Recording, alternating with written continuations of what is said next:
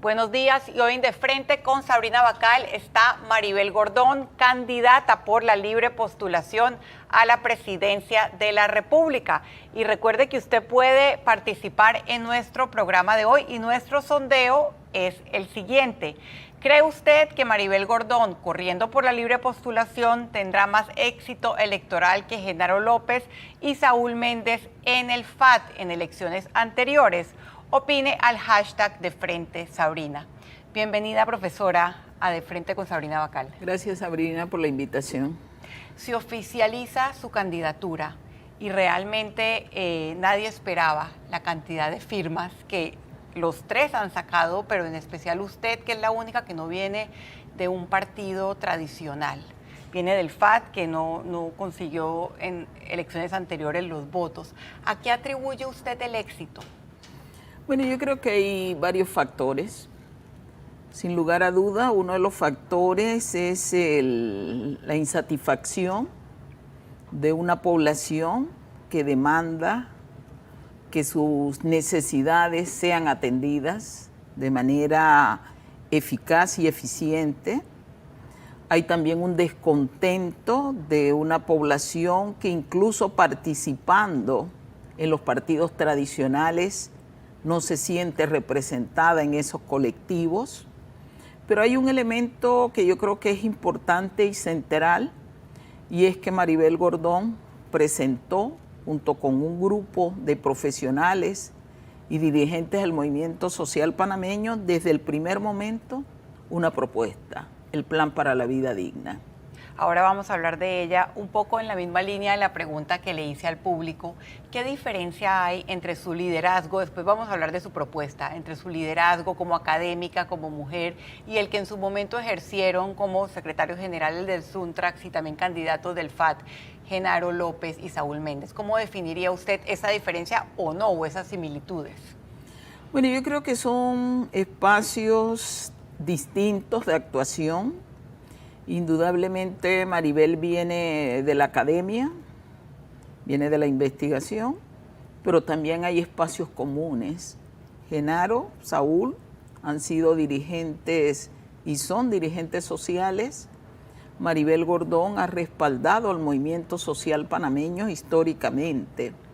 Yo creo que lo que vivimos son momentos distintos, que nos han colocado con un nivel de referencia diferenciado, pero con un proceso que tiene en común eso que nosotros decimos, la necesidad de construir la sociedad con justicia y equidad social.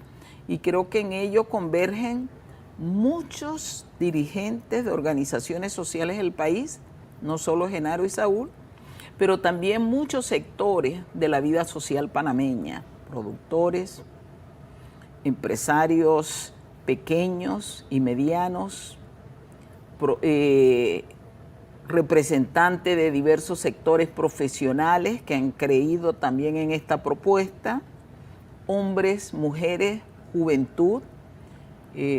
Cuando se revisan las cifras, gran parte del apoyo recibido, de las firmas obtenidas, es de población joven. Muy interesante eso que dice. Es una tendencia en el mundo también. Y obviamente a quien me debo también históricamente al movimiento de mujeres, que hemos señalado que tenemos las capacidades para conducir la administración de un Estado, del gobierno, y ha sido parte del proceso que hemos estado llevando adelante.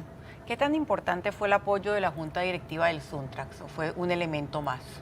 No, yo creo que es importante. Yo no voy a negar una participación importante, significativa de la Junta Directiva del Suntrax, que desde el primer momento creyó en la necesidad de esto, de seguir levantando esa propuesta que se viene construyendo y en la cual ellos han participado.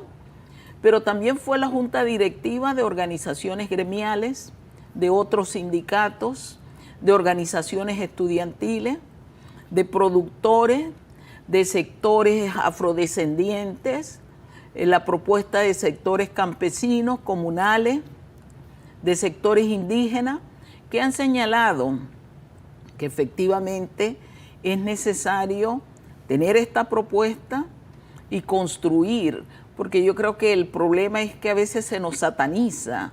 A muchos sectores sociales de este país se le ha satanizado. A Maribel Gordón se le ha satanizado en medio de lo que ha sido este proceso. Yo decía en algunos momentos, soy la única candidata a la que se le pregunta cuál es su ideología. Y creo que quizás es porque la población, o por lo menos los periodistas, los medios de comunicación, están claros que el resto tiene una ideología que no es la que nosotros estamos impulsando, porque yo estoy planteando transformar, crear una sociedad con justicia y equidad social, que es posible, no es una utopía, es realizable. Entonces, estoy planteando satisfacción de las necesidades fundamentales de vida, la vida digna, y eso es realizable. Y parece que solo hay un sector que se va a presentar en el 2024 que está planteando eso, no de ahora, sino desde hace años, pero también con la acción y la propuesta. Usted habla de satanización y quiero hacerle dos preguntas en base a esa palabra. ¿Se debe a la satanización el hecho de que la izquierda anteriormente no haya sido exitosa electoralmente en Panamá? ¿O a otros factores, a que no ampliaron su base, como usted bien define su liderazgo de una manera un poco más amplia del que lo definieron los líderes anteriores del FAT? No, yo creo que la satanización es un punto fundamental, pero hay otros factores también. El proceso electoral en Panamá no es democrático. Incluso lo que hemos vivido, quienes participamos en primera instancia por candidaturas a través de la libre postulación, hemos sido testigos de un proceso que no es democrático ni transparente. Aquí hay un proceso clientelista. En medio de la campaña, iniciando el proceso de recolección de firmas, nosotros vivimos una situación en donde un magistrado dijo: el que no tiene dinero, ¿para qué se mete a política? Maribel Gordón dijo: porque vamos a demostrar dignidad, como en efecto lo demostramos. Lo voy a dejar hasta aquí este primer bloque y a usted le pido quedarse. Le vamos a preguntar muchos temas a Maribel Gordón, su definición de democracia, en qué consiste ese plan de la vida digna. Quédese aquí, estamos conversando de frente con Maribel Gordón.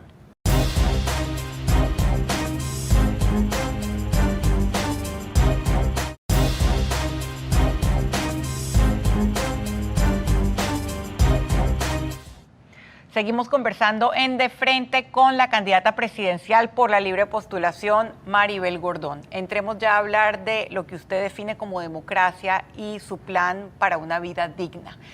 En su discurso de planteamiento de su plan de gobierno, usted hablaba de la ruptura con 44 años de neoliberalismo y el inicio de un nuevo modelo económico. Yo no le voy a preguntar por ideología, pero quiero preguntarle en qué consiste ese modelo económico y en qué país han logrado calidad de vida y equidad y bajar la pobreza con ese modelo económico. Bueno, creo que cuando hablamos de un nuevo modelo, lo hacemos frente a un modelo que ha sido excluyente, discriminador, marginador y que ha precarizado la condición de vida no solo de la clase trabajadora, sino también de las denominadas capas medias, de los profesionales, de los productores de este país. Nosotros proponemos una economía para la vida que está sustentada o que sustenta el plan para la vida. ¿En qué consiste? En hacer como eje central del quehacer social la vida. Y nosotros en ese sentido hemos planteado que para hacer realidad la vida digna tenemos que garantizar los derechos que por allí denominan PIDES, es decir, el derecho económico, social, cultural, ambiental, en donde podamos realizarnos plenamente, y eso significa el acceso al agua potable como derecho, el acceso a la alimentación sana, el acceso al empleo y al salario digno. Estamos hablando de la salud, la educación, la vivienda como derechos. Aquí se ha desmantelado, producto de la política económica neoliberal, los derechos de la ciudadanía. Estoy hablando de justicia ambiental, estoy hablando de acabar con el derroche energético Y estamos hablando de adecentar el país frente a la corrupción. ¿Dónde ha sido exitoso? En varios países de Europa se han impuesto modelos similares. En ¿Países escandinavos? Escandinavos que tienen un nivel de vida en donde la población está satisfecha con el pago de sus impuestos, pero productos que son utilizados. Hay una economía de mercado. Bueno, yo aquí como economista siempre digo, bueno, ¿qué es lo que entendemos por una economía de mercado? Porque se suele decir que la economía de mercado es la que se sustenta en la competencia perfecta.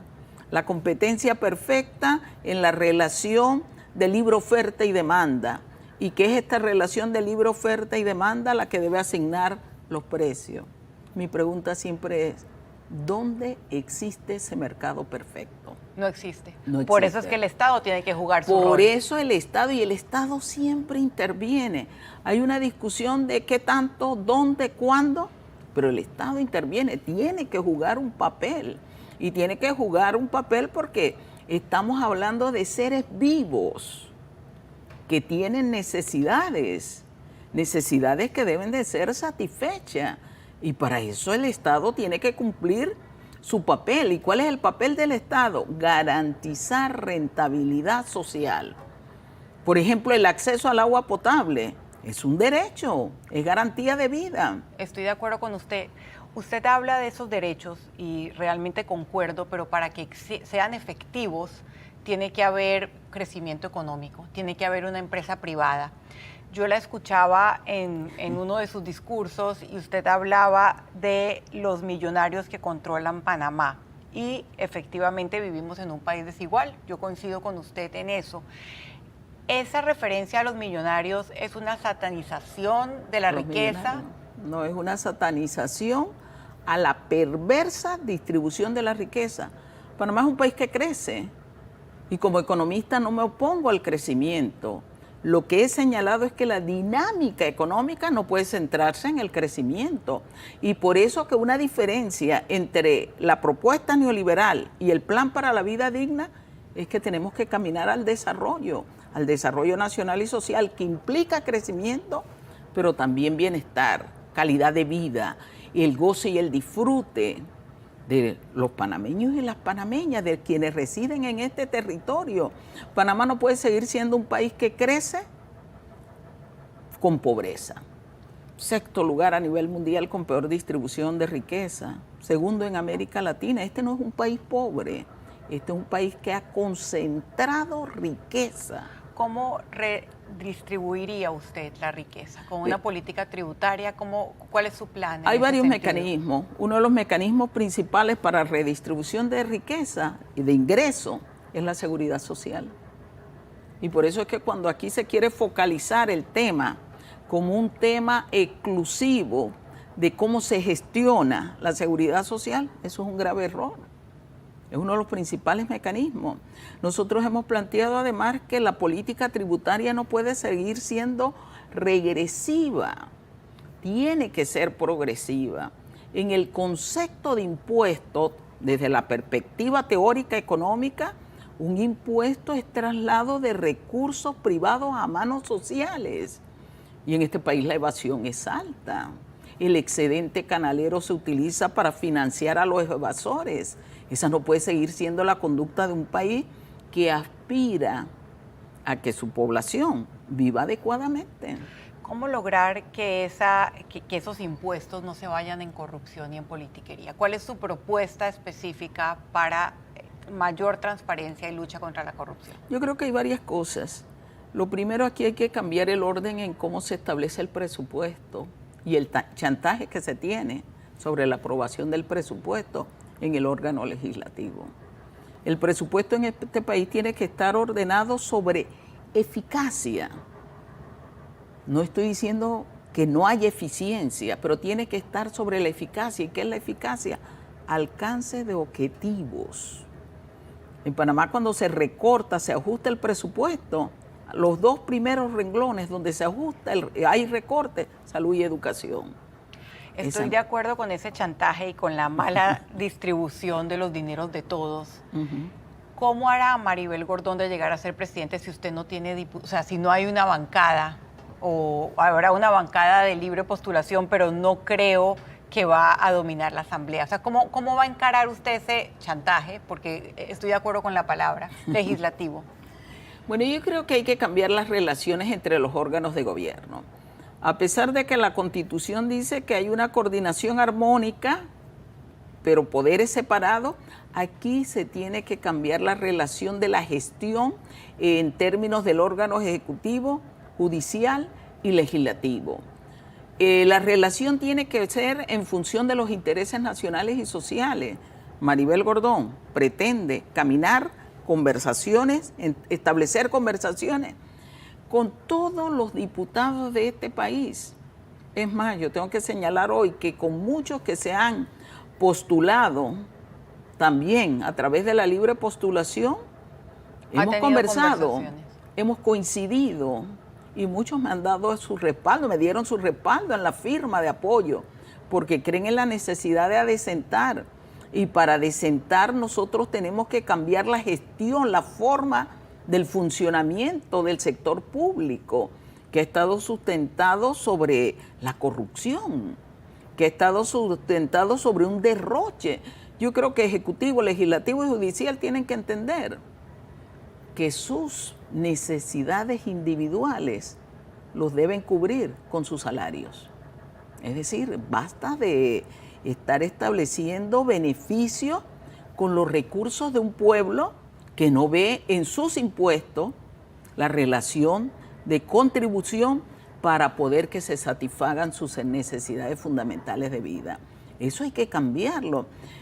Un órgano legislativo que tiene que entender cuál es su función. Claro, que es legislar. Es legislar. Hacer las leyes. Ahora que usted dice beneficios, ¿cuál es su postura con los subsidios y tanto para sectores que los necesitan como para sectores que no los necesitan? Que hemos visto mucho de eso último. Sí, aquí hay subsidios con nombres personalizados, yo digo, y hay subsidios que se establecen hacia las familias o los hogares, como se llama desde el punto de vista económico, pero para mantener las estructuras monopólicas y oligopólicas del cierto sector empresarial. En los subsidios yo he señalado algo. Si hay deficiencia, si hay inequidad, usted tiene que establecer una conducta de mantener algunos subsidios, pero creando una política, por ejemplo, de generar empleo. Yo he planteado dos elementos básicos para la generación de empleo. El primero, el rescate de los sectores productivos que cubre ese empleo estable y que no solo mira al sector urbano, sino también al rural.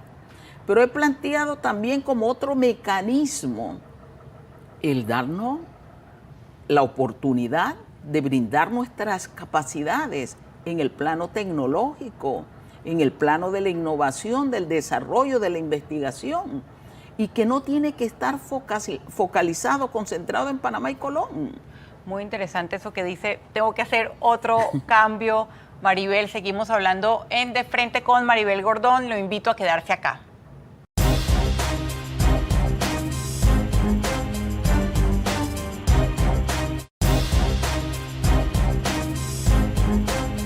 Seguimos hablando de frente con Maribel Gordón, candidata por la libre postulación a la presidencia de la República. Hablemos un poco de política. ¿Es para usted Panamá una democracia? No. Aquí se habla, yo creo que ligeramente de democracia y hablamos de perfeccionar la democracia. ¿Y qué es la democracia? La democracia tiene que ver con la participación, no solo electoral. Y por eso yo siempre he hablado que debe haber democracia económica y democracia política. Y la democracia política no la puedo circunscribir a que cada 5 años usted vaya a emitir un voto que los que son electos creen que son cheques en blanco, donde nunca más consultan al electorado. ¿Qué piensa Maribel Gordón de la justicia que tenemos? Yo escuché un comentario que usted hizo sobre el fallo condenatorio en primera instancia al expresidente Martinelli. ¿Qué piensa usted? Bueno, lo primero, en Panamá no hay justicia. Aquí hay justicia selectiva. Nosotros incluso hemos dicho hay una justicia para los pobres y otros para los ricos. La justicia aquí no es oportuna y cuando no es oportuna no es justicia. Y obviamente es lamentable que en este país el juicio al señor Martinelli haya estado definido por una estructura donde se ve uno de las violaciones que cometió en el quehacer social y en el quehacer público. Nosotros recordamos que bajo la administración se violaron los derechos humanos de un conjunto de sectores. 2010 en Bocas del Toro. 2010 Imposible de olvidar. Pero él no está siendo llevado a los tribunales por esa causa. No. Pero además, donde hay corruptos hay corruptores. Y llama la atención que un sector de los que fueron llamados quedaron exonerados de toda culpa. ¿Eso es justicia? Aquí se habló de juicio histórico, de fallo histórico. Claro, histórico para lo que había, no para lo ideal. Allí es donde tenemos los problemas en esta sociedad, porque siempre decimos, bueno, frente a lo malo, lo menos malo. No, tenemos que cambiar esa visión. Derechos humanos. Usted los ha mencionado varias veces como un elemento central de una vida digna y de la democracia. ¿Qué piensa usted de regímenes como el de Venezuela, Nicaragua y Cuba, donde evidentemente no se respetan los derechos humanos? También El Salvador, tampoco se respetan los derechos humanos. No le estoy haciendo la pregunta solamente destinada a, digamos, a los países que se definen como de izquierda, pero me gustaría su visión de lo que está pasando en la región donde la democracia está amenazada desde la izquierda y desde la derecha. Sí, yo creo que la democracia, que insisto, no hay una estructura real que permita, por ejemplo, en el caso particular de Panamá, hablar de democracia como tal. Yo siempre he señalado lo siguiente: la democracia en este país tiene que ser construida, porque partir de falacias es negarnos al derecho que tenemos a la democracia. Yo creo en la defensa de los derechos humanos en todos sus órdenes. Y en el plano internacional, porque siempre me preguntan por algunos países, pero no por los otros, en donde se viola flagrantemente los derechos humanos, mi posición es que debe haber una defensa legítima de la población en el conjunto nacional para definir por diálogos reales en los cuales yo creo su situación, sus problemas y tomar decisiones. Yo creo en la autodeterminación de los pueblos, de los países, de las naciones. Creo en la autodeterminación y el respeto a mi país. Y para algunos a veces dicen, eso no es respuesta. Caramba, constituye un principio del derecho internacional, la autodeterminación de los pueblos. Aquí hemos visto realidades absurdas, lo que se denominó golpes suaves, golpes blandos, golpes legislativos. Se impusieron presidentes que después se sacaron. Entonces eso no contribuye a forjar sociedades verdaderamente democrática. En términos de política exterior, ¿cuál sería su referencia? En América Latina ahora hay, por ejemplo, Lula, una persona de una izquierda más tradicional que cree más en la autodeterminación, o sea, no va a señalar a Nicaragua ni a Venezuela, o Boric, que sí, para él sí el tema de derechos humanos es fundamental para una democracia. Yo creo en una visión desde Panamá.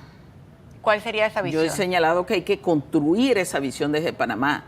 Una visión en el conjunto internacional del respeto y la construcción hacia la paz.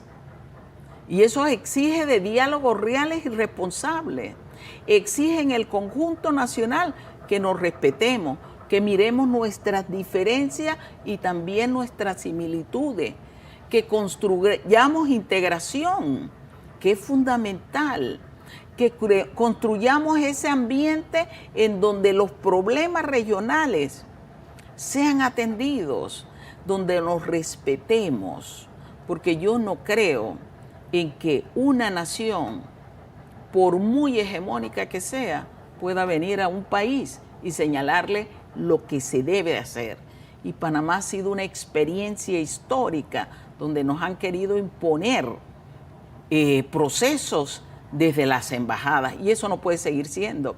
Yo creo en ese Panamá soberano y tengo que construir y contribuir hacia la soberanía real de este país. Podría repreguntarle sobre eso, pero voy a usar mi último minuto para preguntarle por alianzas. Yo la escucho a usted y veo muy difícil que usted logre una alianza con algún otro candidato o sector social sí, pero con algún otro candidato. Usted cierra la puerta a las alianzas, la deja abierta. ¿Cuál sería su principio que nunca entraría a contradecir en una alianza?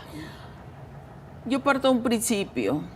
Si nosotros hemos señalado que de 1979 a la fecha se ha construido una sola política económica, que es la neoliberal, y todos los gobiernos y todos los que hoy son candidatos la han avalado, nosotros no podemos caminar porque nuestra propuesta es para la vida digna. Yo parto de otro principio. Si todos esos gobiernos han estado involucrados y todos han participado de una u otra manera, ninguno puede decir no estuve en gobierno, porque ha estado, salvo Maribel Gordón, en gobiernos de corrupción, con escándalos de corrupción. Yo no puedo hablar de alianzas con ninguno de esos que se denominan independientes o que pertenecen a los partidos tradicionales. ¿Con quién alianza? He dicho, hemos conversado con candidatos de libre postulación a los otros puestos electorales, diputados, alcaldes, representantes. También con el movimiento social. Y una alianza el movimiento con los que ambiental, están, que es muy central en su propuesta. El movimiento social tenemos, y una alianza importante con todos aquellos que forman parte de los partidos tradicionales, que son sus bases y que están desilusionados. Muy importante esa última palabra. Muchísimas gracias, Maribel, por hablar aquí en De Frente. A usted también por acompañarnos. Nos vemos aquí el próximo domingo.